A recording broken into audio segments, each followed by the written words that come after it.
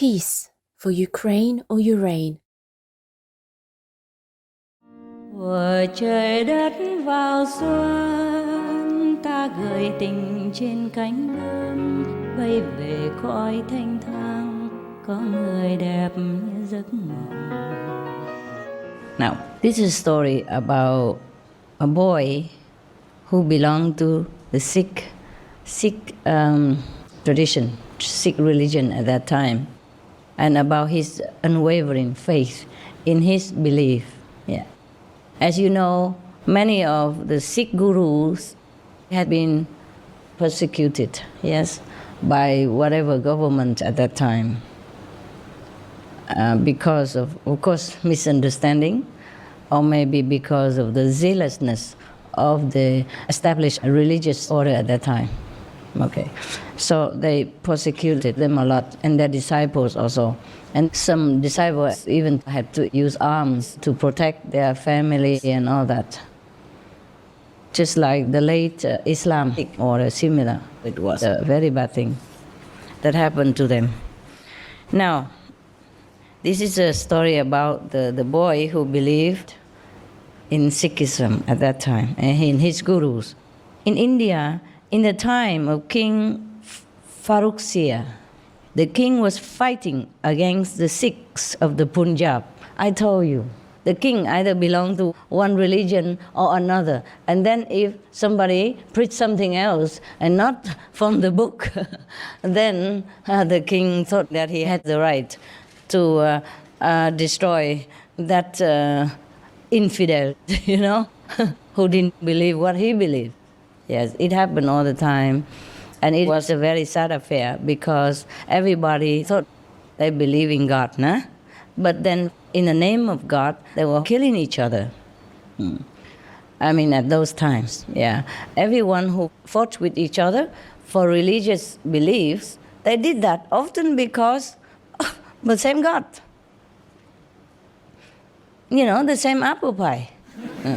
It's just the one bakes it and eats it, and the other one recites the recipe all day long, and then fighting against the one who can taste the apple pie because he has never tasted it before. That's why it is. All right. So King Farrukhsiyar was fighting against the Sikhs of the Punjab, hoping to be able to rid his kingdom of them altogether. Can you believe that? He wanted to really get rid of all of them. So to his army and even to all others, he had issued orders that every Sikh that could be captured should at once be beheaded. Oh, you see how brutal it was. Just in the name of religion. And of course the king, he was powerful. Huh? The king was the one who could chop your head anytime he wanted to, in those times. Yes. So if the king was not enlightened, and he was also like a fanatic, then of course, wow, you can imagine how difficult it was for the Sikh gurus and their disciples to be able to survive at that time, yeah? But faith always prevails. And no matter how difficult, people have always believed and followed those masters, Sikh or Jesus or Prophet Muhammad, peace be upon him, Buddha, etc. Nothing can stop them. Nothing. So the king offered a reward of 200 rupees to each and every one who brought in the head of a Sikh. Oh, terrible. Yeah. This was like the witch hunts in medieval times. This was very dangerous because you could just behead anybody if you wanted to and bring the head to the king and say, here's the Sikh. How can you prove it also, you know? Of course, the Sikhs at that time, they have their marks. Nah? They have a bangle, and they have a comb, and they have a turban, and they have shorts. I don't know what else, I forget. 5 things they have. A sword. A sword as well? Yes. Yeah? Okay, and what else? Yeah, that's it, huh? A bangle, a turban, a comb, Short pants, yeah? And a sword. A sword, I guess because at that time they have to defend themselves somehow. Not like they intended to kill anybody, but just, like I also have weapons, so think twice before you kill me. Something like that. Or think twice before you hurt me. I guess just for self-defense, okay. The same with the time of Prophet Muhammad, peace be upon him. The Prophet never preached to his disciples to go out and fight anybody. Yeah. But they just have to defend their kids and kin, And they just have to have something to show to the enemies. At least I have also. So one of us is going to get hurt, Maybe I get hurt, but you also will get hurt. So, maybe leave us alone, something like that. They were hoping. They were hoping. Okay, now, as luck would have it, the king's army in the Punjab one day captured nearly 500 Sikhs. Oh, God. The number that we are right now. Can you imagine all of you get beheaded at that time? Terrible. Who were hiding in a forest. They are hiding in the forest already. Still the king's army went in there and hunted them out. This is a terrible thing about fanaticism. I mean, if they were doing something wrong, yes, okay, huh? But they were not. The Sikhs were just like every other religion now, preaching righteousness, yes, vegetarianism, yeah, contact with God. But that is the thing. You see, most established religions at that time didn't preach like that because the master was gone, so no contact with God. So now the Sikh disciples say, I have contact with God, I say, come to my guru and you can have direct contact with God. Then of course they could not bear it. How possible? Because it had been long time since their religious founder had been gone, yes, and nobody passed down this direct link to God anymore. So they were just reciting the teaching of the old prophets and claiming that it was a religion, and everybody else who didn't believe in that or who didn't do the same stuff were atheists or whatever excuse, whatever name they give them, they have to be eliminated in such a way, my God. Okay, they were hiding in the forest. All of them were brought to Delhi, the capital of India. It still is. And taken into the presence of the king, who immediately ordered that they be beheaded. My God, such a king. I don't believe this. I don't understand this. I mean, people don't have to believe what you believe, huh? Maybe you don't contact them, you don't believe what they believe, and you don't protect them or give them any privilege, but to behead somebody just because he believes something else, this is too much, huh? I can't believe this. But it happened, in the history of our human race. In the group of prisoners, there was a small Sikh boy who was the only male child in his entire family.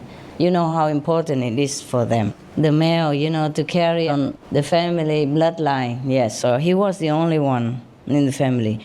His mother had followed the prisoners to Delhi. She had not been captured, I guess. Yeah, they captured everybody and the boy, but not the mother of the boy. And had gone in tears to the wife of the vizier, begging her to persuade her husband to plead with the king to spare her child's life. So this mother even knew the wife of the vizier.